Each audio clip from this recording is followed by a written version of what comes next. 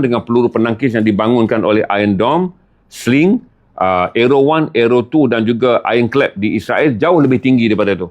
Jadi bila Iran sedar dia tak boleh bangunkan jet udara kerana kapal perang udara untuk menyerang Israel kerana dia kena sanction, dia kena sekatan, dia tak dapat teknologi enjin. Yang dia tinggal dekat dia hanya apa? Menggunakan perang berasaskan kos, berdasarkan kebolehupayaan dia dalam meneliti. Satu, peluru berpandu. Yang kedua adalah drone. Bila Iran menggunakan perkara ni dalam apa yang dipanggil Iran ni adalah buying time. Tak apa, kita kena bom banyak, kita keluarkan drone kita banyak aja.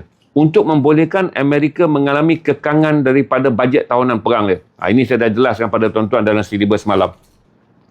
Bajet tahunan Amerika adalah 900 bilion setahun. USD setahun. 900 bilion setahun untuk perang. Bajet ni lah mereka bukan semua dia boleh guna untuk perang. Dia selenggarakan kem-kem dia yang berada dalam banyak tempat dia campur tangan. Jadi stok senjata dia, Iran baca. Inilah jumlah stok senjata dia. Kalau kita tembak banyak ni, kita tembak banyak ni, kita serang sini, berapa banyak stok senjata yang dia keluar? Bila sampai stok senjata dia dah keluar banyak ni, dia akan terperangkap dengan memohon belanjawan baru. Kerana belanjawan untuk sebarang kesiapsiagaan perang daripada 900 bilion tu, katalah ada satu jumlah. Iran dah kaji, jumlah ni akan habis. Bila dia nak minta saja belanjawan baru, ini jadi masalah pada Presiden. Kerana Amerika ni ada satu undang-undang yang dibentuk pada 1929. Jadi Amerika daripada 1776, Presidennya berkuasa. Amerika 1784, Presidennya berkuasa. Amerika pada tahun 1924, Presidennya berkuasa. 1929 berlaku The Great Depression. Di mana di Amerika ni ada recession yang sangat teruk. Maka tu kombinasi 50 negara yang membentuk The United States of America. Okay, The United States of America. Dia nak bentuk United States of America. Jadi negara-negeri ini kata satu perkara yang mereka tak akan benarkan adalah biaya ekonomi. Biaya ekonomi mestilah kembali pada Senat. Iaitu 100 orang yang dipilih oleh rakyat yang duduk dalam Senat. Baik. Selepas dekat Senat ni ada satu lagi belanjawan tahunan pula mesti sampai dekat House of Representative ataupun ahli parlimen Amerika. Kerana Amerika ni ada 3 layer. Ahli parlimen 435 orang. Bidang kuasa dia hanyalah belanjawan tahunan. Kemudian ada Senat, belanjawan tambahan. Berarti Iran tahu, katalah sampai ke dalam belanjawan tambahan, akan timbul masalah. Kerana dalam keadaan Amerika, sebuah negara yang ada 39 trilion USD hutang, dalam keadaan Amerika sendiri ada masalah tarif dan juga masalah ekonomi dia yang tak berkembang dengan baik, ada kemungkinan bajet tambahan tidak diluluskan. Jadi dalam permainan Iran, selepas dia berjaya menyeret perang ni masuk hari yang ke-25, hari yang ke-17, Amerika dah minta bajet baru. 200 bilion daripada Senat untuk bantu. Sebab nak minta 200 bilion ni Pentagon minta. Nak minta tak boleh minta dekat Presiden, kena minta dekat Senat. Sebab perlembagaan dia tahun 1929 telah pun dipindah. Maka Senat semalam berdebat dan Amerika dah buat kiraan. Senang macam ni lah, Presiden dah kira dah. Kira-kira dia tak boleh dapat pun jumlah yang mencukupi. Apa jumlah mencukupi? Mesti ada 51 anggota Senat menyokong. Sepatutnya cukup. Kerana ada 52 Senat daripada Republikan. 48 je Senat daripada Demokrat. Tapi Amerika tak macam Malaysia. Kena datang dalam undi blok. Kau pembangkang, undi pembangkang selamanya. Kau kerajaan, undi kerajaan selamanya. Tidak. Ahli Senat adalah independen. Seorang Senat Republikan boleh saja menentang Presiden Republikan. Seorang Senat Demokrat boleh menyokong Presiden Republikan. Kalau dasarnya dipersetujui. Sebab setiap Senat, walaupun mewakili parti, dia bukan pegang bendera membuta tuli. Dia pegang pendirian yang dia nak pegang ketika dia menyatakan usul dan undian dia. Ini beza. Jadi Senat Amerika tak setuju. Senat daripada Republikan tak setuju kerana di Amerika dah ada krisis harga minyak naik. Amerika ada krisis harga barang naik. Amerika ada krisis ekonomi dia perlahan. Terutama selepas COVID-19. Amerika ada krisis yuran perubatan dia sangat mahal. Insurans perubatan dia sangat mahal. Amerika ada krisis kerana tahap perumahan dia masih lagi tidak munasabah. Terutama di kalangan mereka bergolongan pendapatan rendah. Jadi dalam perdebatan di Senat yang sedang berlangsung sekarang, tuan-tuan boleh follow je American Today dekat Al Jazeera. Google American Today, Al Jazeera, ambil segmen tu saja. Segmen tu sedang membincangkan hal-hal yang berlaku di Senat yang sedang ada persidangan di Capitol Hill. Apa Senat bincang? Senat kata, dah nak perang tak minta izin.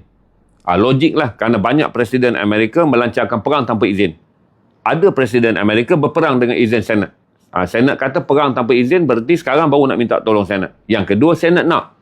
Kalau 200 bilion ni nak diluluskan, Senat nak. Pete Hegseth, Setiausaha Pertahanan Amerika yang berkuasa kat atas perang mewakili Presiden Donald Trump, bentangkan 200 bilion ni nak buat apa?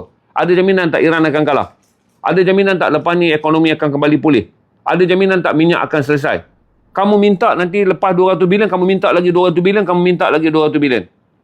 Maka inilah yang tak dapat dikemukakan oleh Presiden Trump, jaminan kepada Senat. Senat ni ada handset tau. Handset dia maksud dia macam ni. Dia tak boleh berbohong. Di luar, dia cakap di White House, dia cakap di atas kapal terbang Air Force One, dia cakap dalam perhimpunan Republican ataupun MAGA, Make America Great Again, Trump boleh berbohong. Tapi Senat tak boleh bohong sebab kedudukan dia sama macam parlimen kita. Ahli politik kita, luar parlimen dia boleh temberang. Dalam parlimen, kenyataan dia dirakamkan sebagai mesti benar. Kalau dia berbohong di parlimen, berarti dia bohong institusi kenegaraan. Jadi sekarang ni, Senat tak boleh nak bentang. Kerana apa ini nak beritahu? 200 bilion ni apa relevan dia untuk membolehkan ada jaminan Amerika mendapat manfaat daripada apa yang disebut sebagai perbelanjaan ni. Maka dia tak boleh dapat. Jadi inilah trik yang Iran sebut. Balik pada The Great Reset, inilah perangkap-perangkap yang Iran tahu dia akan perolehi. Daripada perang yang dia tak mungkin menang dari segi konteks persenjataan, dia tak mungkin jatuhkan jet perjuangan Amerika, dia tak mungkin karamkan kapal-kapal USS Amerika yang sedang mengepung laut di sekitar luar Iran, dia tak mungkin musnahkan Tel Aviv, dia tak mungkin musnahkan apa yang dipanggil strategik yang ada di Israel. Tapi perang yang dia susun dengan menggunakan teknologi menghabiskan biaya perang bagi sebuah negara yang telah tak mampu menanggung perang. Menghabiskan kos perang bagi sebuah negara yang presiden dia kalau nak duit kena pergi kepada Senat. Ini antara yang Iran nampak dalam perundangan yang dibaca sebagai strategi perang. Jadi strategi perang tak lagi dibaca seperti mana yang saya sebut dulu. Strategi perang, siapa menang, kita dapat ke tidak, berapa banyak roket dia jatuh, berapa banyak tentera dia mati. Kalau Iran nak ambil perkiraan tu, daripada awal, perkataan yang pertama Iran kena buat, apa saja Amerika cakap ikut je.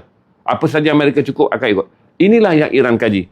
Dengan menjadikan perang ini juga meletakkan pandangan ahli ekonomi, meletakkan pandangan ahli strategik dan meletakkan bagaimana perangkap yang akan memerangkap Amerika bukan bom kita. Perangkap yang akan memerangkap Amerika bukan kekuatan ketenteraan kita, tetapi meruntuhkan tulang pinggang Amerika, iaitu ekonomi dia. Berarti Amerika sedang mengalami apa yang disebut sebagai masalah yang sangat besar adalah bagaimana sekarang nak meneruskan perang ketika Presiden tidak mendapat sokongan Senat untuk mendapat biaya baru perang. Jadi The Great Reset disebut sebagai Reset American Policy. Menjadikan tahu dah ini perangkap untuk Amerika. Kemudian The Great Reset di mana Iran menawarkan ketika perang berlaku, wahai negara-negara yang tak terlibat dengan perang, mari berunding terus dengan aku. Sebab sebelum ni Iran tak boleh berunding kerana sejak 1979 bila Iran membentuk revolusi Islam Iran, Amerika dah bentuk package dah dengan Israel. Iran membina sebuah kerajaan Islam teroris. Islam membina sebuah kerajaan Islam yang akan mengambil Asia Barat dan mengembalikan Islam yang kita tak mahu seperti mana Abbasiyah 500 tahun yang gemilang atau Islam 400 tahun Osmaniyah yang hebat. Jadi naratif-naratif yang dibentuk oleh pembuat polisi naratif Israel yang popular Selesa Negara Amerika daripada Yahudi yang pertama ni, Harry Kissinger. Ketika dia menjadi penasihat keselamatan 63 tahun 67, kemudian dia menjadi Selesa Negara tahun 67 sampai tahun 73. Polisi yang dia bina ni hari ni pecah. Di mana kawalan Amerika yang dicadangkan oleh dia. Pertama, Amerika kena kawal Eropah, Amerika kena kawal Asia dan Amerika kena tolong Israel mengawal kebangkitan Islam. Naratif ini dah tak berjalan kerana setiap fasa pusingan. Saya balik pada semalam, saya baca satu teks Ibn Khaldun. Apa kata Ibn Khaldun? Dunia berpusing pada genetik yang sama. Ini saya bagi tambahan, Great Reset. Dan orang kagum. Rupanya selama buku ni ditulis daripada 1377 oleh oleh Ibn Khaldun ni, pusingan dia sama. Dia kata generasi yang pertama akan menghasilkan sebuah negara yang kuat. Ya, generasi yang pertama Amerika yang keluar daripada recession 1929 sampai 1939 adalah generasi yang kuat. Amerika hidup dengan orang bekerja dibayar upah buah apple. Siapa yang pernah membaca sejarah tentang Amerika kena Great Depression 1929-1939 tahu. Tak pernah kita kata sedihnya dunia ni, Amerika orang bekerja di ladang Apple dibayar gaji Apple. Tunai tak ada di Amerika. Jadi The Great Reset ni menghasilkan generasi Amerika yang kuat. Di mana mereka tabah, mereka usaha nak pulih balik ekonomi Amerika ketika orang yang memiliki ladang Apple turunkan buah Apple, gaji dibayar pada rakyat Amerika adalah buah Apple. Siapa yang rajin baca? Ini generasi Amerika yang kuat. Bila kuat generasi ini, Amerika tak mau masuk Perang Dunia Kedua sebab dia baru tamat daripada recession. Tapi Jepun bom Pearl Harbor. Amerika kena masuk perang. Dia masuk perang sebagai generasi yang kuat. Baru pulih daripada ekonomi dan baru marah kerana negara mereka diserang. Maka dia masuk Perang Dunia Kedua sebagai generasi yang kuat. Generasi yang kuat ini kemudiannya menguasai apa yang dipanggil sebagai the American rules. Dia tak ada rule PBB, the American rule. Kata Ibnu Khaldun, generasi yang pertama adalah generasi yang bekerja dengan kesusahan dan kekuatan. Lahirlah budak generasi yang kedua. Generasi yang kedua menikmati kesenangan tapi sambil menghargai usaha kuat generasi yang pertama. Sebab sejarahnya dekat. Dia nampak bapak dia berperang. Dia nampak bapak dia berjuang. Dia nampak bapak dia pada zaman lapar. Dia nampak bapak dia baru keluar daripada kebun. Susah kemudian abangnya pergi berperang, mati dalam perang dunia kedua. Generasi kedua ni dipanggil generasi yang mula menikmati kesenangan tapi menghargai usaha generasi yang ketiga. Datang generasi yang pertama, generasi yang bekerja kuat. Datang generasi ketiga. Dia tak nampak generasi kerja kuat. Dia nampak bapak dia yang hidup senang lenang. Maka datang generasi yang ketiga, generasi yang melupakan kerja kuat tetapi menikmati hidup senang lenang. Ini nak mula kejatuhan, generasi yang ketiga. Apa generasi yang ketiga lahirkan? Generasi yang keempat. Yang senang lenang, tak mau bekerja dan mula hidup dengan nak mendapatkan wang mudah. Dipanggil generasi rasuah dan generasi skamer. Walaupun dalam buku ni tak tulis skamer, sekarang saya sebutlah. Generasi skamer ni, dia scam politik, dia scam apa? Iaitu orang yang telah terbiasa melihat kehidupan ayah dia yang senang lenang, tak pernah faham tentang generasi satu yang berjuang dengan kerja keras, generasi kedua yang menghargai kerja keras sambil membina kekayaan, yang ni menggunakan kekayaan tanpa melihat generasi kerja keras, yang keempat, nak kekal kaya tapi tak mau langsung bekerja keras. Pusingan ni dah menjadi jatuh. Dan inilah yang Iran tahu tentang Amerika. Bahawa rakyat Amerika hari ini nakkan perut dia terisi. Rakyat Amerika hari ini nak kekal mewah. Rakyat Amerika hari ini nak kekal seperti Amerika yang telah mereka nikmati sejak tahun 1990-an, 80-an. Iaitu Amerika yang kaya dan senang. Maka ini salah satu peluang yang Iran lihat bahawa generasi yang ada di Amerika, solid nationalism dia dah tak ada. Generasi yang di Amerika ni dah tak ada dah apa yang dipanggil sebagai this is nationalist Amerika, seperti mana mereka sanggup berperang dalam perang dunia kedua, mereka sanggup pergi dan berperang untuk memastikan demokrasi kekal dalam semenanjung Korea, mereka berperang selama 20 tahun 1955-1975 di Vietnam. Generasi yang ada sekarang adalah yang nak memandu gaya hidup yang dipacu oleh nilai hidup Amerika. Socialist America, the glamorous of America, the status of America, the greed of America. Berarti ketika Iran masuk sekarang, Iran datang daripada generasi yang mana? Iran sedang mula generasi yang susah.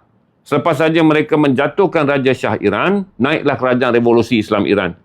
Revolusi Islam Iran ni naik dalam keadaan Iran dipulaukan. Bila dipulaukan, Iran ini terpaksa mengalami sekatan ekonomi. Muncullah generasi saintis dia yang terpaksa mereka bom-bom daripada bahan yang kecil. Naik generasi yang kedua, menyambung kerja-kerja bom dah tak boleh dah, kita kena ciptakan juga drone. Datang generasi yang ketiga, dikenakan sekatan tapi buat rundingan-rundingan untuk membolehkan kita terus bernafas. Datang generasi yang keempat, iaitu 1, 2, 3, 4 ni mewakili satu pola je, generasi kerja kuat. Berarti daripada generasi Ayatollah Ruhollah Khomeini, sampailah sekarang, ketika Amerika salin 4 generasi itu, Iran kekal satu generasi. Di mana generasi beranak pinak ni, DNA dia sama je. Kita berada bawah sekatan, kita hidup dalam zaman sukar, kita kena bekerja kuat kerana kita berada di bawah ancaman untuk dimusnahkan oleh Amerika. Berarti selain daripada peluru dan bom, kita juga melihat dua jenis manusia daripada dua negara berbeza. Jadi salah satu saya bagi tahu pada tuan-tuan, kekuatan Iran kerana dia masih lagi berada. Saya itu terus kelangsungan melahirkan generasi 79 sampailah sekarang. Generasi yang boleh berfikir ini adalah generasi yang terasuh untuk bekerja kuat, memajukan teknologi sains dalam keadaan dia kena sekatan dan menghadapi dua perkara yang mereka inginkan. Satu adalah menghapuskan Israel. Kerana bila saja revolusi Islam Iran ini dimunculkan, saya nak jawab soalan kenapa Amerika takut dengan Iran. Bila Iran membina negara revolusi Islam Iran, apa yang sebelum revolusi Islam Iran? Iran yang ada di bawah sebelum revolusi iaitu Iran tahun 52 sampai Iran tahun 79. Iran Reza Pahlavi. Iran Reza Pahlavi ni tak pernah orang tulis pasal Syiah.